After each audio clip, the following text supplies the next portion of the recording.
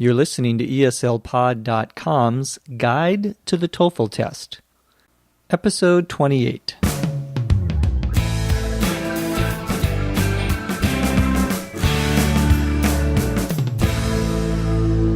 This is TOEFLPod.com's Guide to the TOEFL Test. I'm your host, Dr. Jeff McQuillan, coming to you from the Center for Educational Development in beautiful Los Angeles, California.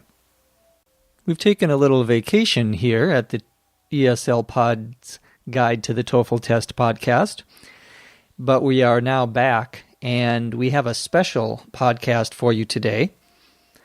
I often get questions about preparing for the TOEFL test, especially ones that are related to using a tutor. If I can recommend a tutor, or if I have some advice for preparing for the speaking section for the TOEFL by using a tutor. So I thought today we would do a special program, an interview with an experienced ESL tutor, someone who has been teaching English as a second language here in Los Angeles and who has a lot of experience in this area. His name is Warren Ediger, and he has a website called successfulenglish.com. And I've asked Warren to take some time to answer some of the more common questions that I get, and this will be a good opportunity for you to, first of all, hear a different voice on the podcast, and also to learn a little bit about using a tutor in preparing for the TOEFL, or just using a tutor to improve your English. And Warren will give us, I think, some good information about this. Warren has prepared these answers in advance and is going to go over them slowly so we can all understand him. Let's now go to our interview with Warren. Warren, thank you for coming on to the TOEFLPod.com's Guide to the TOEFL Test podcast. Thank you, Jeff. It's a pleasure to be with you today. Warren, what should one look for in an online or face-to-face tutor? If I were looking for a tutor to help me with English, the first thing I would ask is what the tutor believes about how we acquire language and how it should be taught. Let me use the ESL podcast as an example. I know that you try to choose interesting topics to talk about. When you talk about them, you do it simply and a little slower than usual.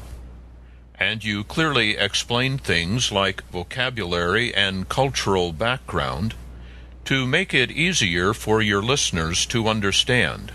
You do it this way because you know that your listeners and readers will pick up or absorb vocabulary, ideas about grammar, and other important parts of the English language when they listen to the podcasts and read the learning guides. When you do this, you help your listeners take advantage of a simple but powerful fact. It is this: when someone reads or listens to comprehensible or understandable English, they pick up or acquire more English. The more they read or listen, the more they acquire. With your podcast and your learning guides, you are providing comprehensible or understandable input for your listeners and readers. Doing grammar exercises, memorizing rules or vocabulary, and translating sentences may make someone feel like an English student, but they don't do very much to help improve anyone's English. Only reading and listening to comprehensible or understandable English will do that. Grammar instruction is useful when it helps us understand what we are reading or listening to, or when it helps us solve problems, for example, when we write. But grammar should not be the main focus of language instruction. I would insist on a tutor who believes in comprehensible input. This kind of tutor provides students with understandable material to read, to listen to, and to discuss. And they will use a variety of ways to help students understand it even better. Second, teaching English as a second language is different than teaching English to native speakers. So it's important for a tutor to know how to teach English to someone who speaks a different language. Some of this comes from specific study or training, but much of it comes from experience. Having a certain certificate is not enough. A student should be sure their tutor has significant experience working with students who are similar to themselves. Also, be sure the tutor has the kind of life experiences that will help them explain how English works in different situations, at home, in school, or on the job. That is often just as important as being able to answer technical questions about the language. I would also look for a tutor who is flexible, who will adapt or modify what they do to meet the student's specific needs. A flexible tutor will not try to fit a student into their pre-planned course or curriculum. A good tutor will take time to learn about each student, about their language ability and their needs, and the tutor will fit what they do to meet the student's specific needs. I would look for a tutor who can teach students how to use English in the setting or situation that is important to them. Conversational English, academic English, and business English all have different requirements. Finally, I always try to help my students become independent learners. So I would look for a tutor who will teach students what they can do by themselves to improve their English. That all sounds like good advice. Now, Warren, let's talk a little bit about how someone should select a tutor. How do you go about choosing a good tutor? What should people look for? Jeff, I would encourage students to use the ideas we described at the beginning of the interview to ask the tutor specific questions and expect good, clear, specific answers. Students should be prepared to tell the tutor about themselves and their situation. For example, when I get a new student, I want to know how much education they have, how long they have studied English, what they did in their English classes, how they describe their English ability, how they hope to use English, and other similar kinds of things. When a student finds a tutor who seems to fit their needs, agree to try them, but don't make a long-term commitment right away. After the student has tried the tutor for a while, they can decide whether they want to continue using them or find a different tutor. Warren, there are different ways that people can use a tutor. Can you talk a little bit about the advantages of doing, for example, video tutoring versus email or voice-only tutoring? The new internet video technology makes it easy to have face-to-face conversations with anyone, anywhere in the world. Using video is very helpful to the language tutor for at least two reasons. First, we are more comfortable when we can see the person we are talking to, and video helps create a more natural, relaxed setting. This is important because it is easier to acquire new language when we are relaxed, and when we can concentrate on the meaning of what we're reading or listening to. Second, video makes it possible for both the tutor and the student to use facial expressions, gestures, pictures, and drawings to make communication more understandable.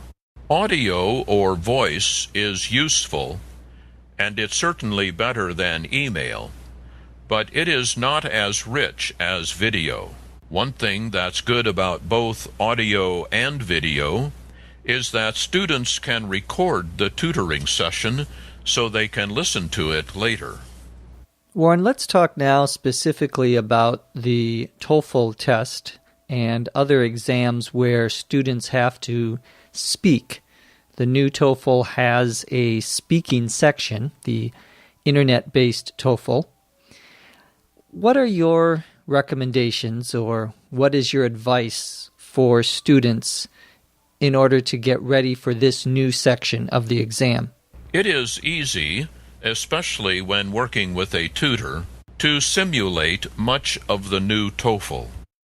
To simulate means to practice parts of the test so they seem like the real test. There are several things a tutor can do to help a student prepare for the test, and especially the speaking section. A tutor can help students become familiar with the testing process and how it works. Second, a tutor can help students practice organizing their thoughts quickly, like they'll have to do on the exam. And finally, a tutor can help students simulate answering the speaking questions and give them feedback to let them know how well they did and what they need to work on. Those all sound like good ideas. Warren, are there any other good ways that people should think about using an online tutor? A qualified tutor working online or in person can help a student plan and manage their language learning.